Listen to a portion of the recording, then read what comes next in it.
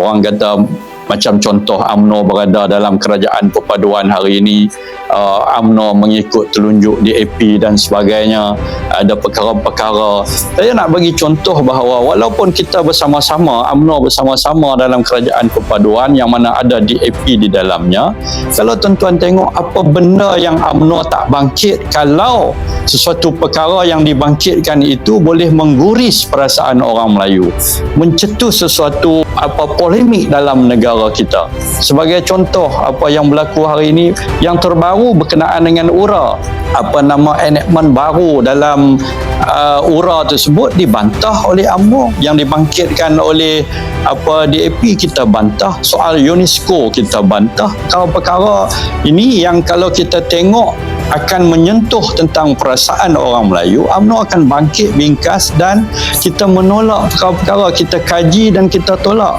Kita bukan satu parti yang secara sembrono kita melawan sesuatu perkara itu, tetapi UMNO kita lihat daripada dulu sampai ke hari ini kita ada sistemnya di dalam parti ini.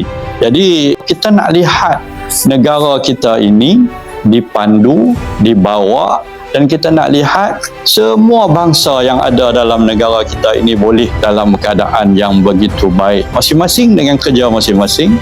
Politik lah, tetapi janganlah politik yang kita bawa ini boleh membebankan negara. Politik yang kita bawa ini boleh menghancurkan negara. Politik yang kita bawa ini tidak memberi apa-apa makna pun kepada masyarakat. Mungkin kita gah dalam statement-statement, kita berucap dan sebagainya, tetapi hasilnya tidak ada kepada masyarakat yang berada di bawah. Yang ni yang kita nak, mudah-mudahan masyarakat dapat berfikir dengan baik.